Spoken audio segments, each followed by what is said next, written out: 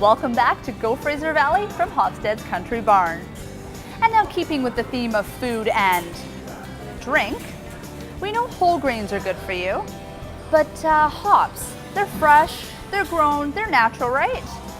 So I wonder what food group beer would fall into.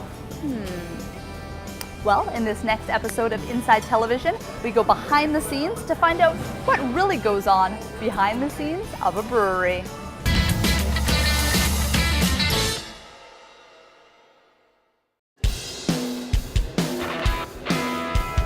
We still get lots of phone calls. People will phone up and want to make a batch of wine. And no, you can't make wine here, and they might want to make a batch of beer. And then I would point at the size of our equipment and say, it'd take you many years to drink that batch that you would make here. Some would call it a dream.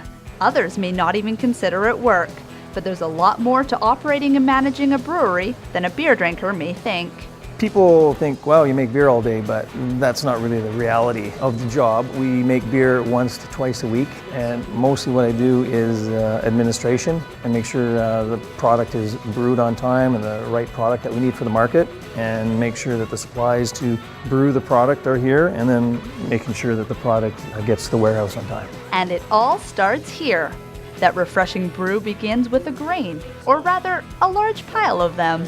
Grain arrives in the 55-pound bags. We're going to take that out back and grind the grain up, about 800 pounds of grain. We'll end up making about 1,400 liters of beer. We'll mix that with hot water at a very specific temperature, which helps the enzymes convert the starch to sugar. And we're looking for the sugar into the kettle eventually. Just like the big-name commercial breweries, microbrews like the Old Yale Brewing Company manufacture beer for a consumer marketplace, just on a smaller scale. Our beers are falling into the categories of pale ales and India pale ales and stouts with slight variations. That just goes way back to formulating the recipes themselves, and people generally follow some sort of rules. Same as cooking food, a certain spice goes with a certain food within reason. And even with beer drinkers' palates becoming more adventurous, this brewery works hard at brewing their beers the best they can.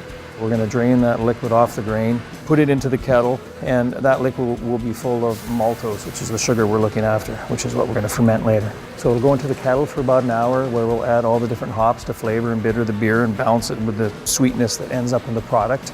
We'll rapidly cool that down and run it into one of the fermenters at about room temperature, and then we'll pitch in the yeast. The yeast will start working on the sugars, producing the alcohol and the flavors that we're looking for. The liquid then ferments for a week and rests for a few more. Once it's conditioned, the beer is then filtered, carbonated, and packaged for distribution. We distribute some of the product ourselves, especially locally, and try and give good service to our local customers right here in Chilliwack. The rest of these pallets will go to a warehouse in Vancouver at the liquor distribution branch, where they will distribute it for us all over the province. We also send some pallets off to Alberta, and we're hoping to obviously go into Manitoba and some of the other provinces in the near future. Old Yale's Pale Ale, Blonde Ale, India Pale Ale, and Stout are available in most cold beer and wine stores. And now their Pale Ale can be found in government liquor stores throughout the province, specifically here, right at home in Chilliwack. It's a great place to actually brew. The water here is just fantastic. It's possibly better than anywhere else in the whole world, the Chilliwack water. It has no chlorine in it, and it's got a nice mineral composition that's perfect for brewing the beers we brew. Besides the wonderful Chilliwack water, its location in the Fraser Valley makes bringing ingredients in and shipping product out an easy process.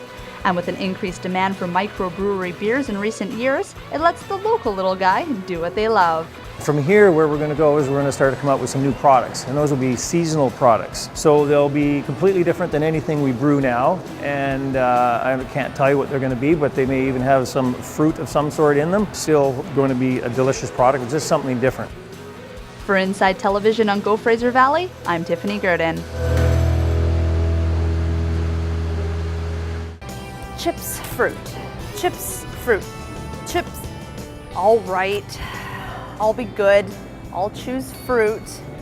And if you want to get some more tips on how to improve your diet, head on over to Health Canada's website. And while you're online, check out our website. You can see previous stories from Go, as well as some previews to our other shows. And while online, you can like us on Facebook or tweet us on Twitter. So, guess I'm eating a banana.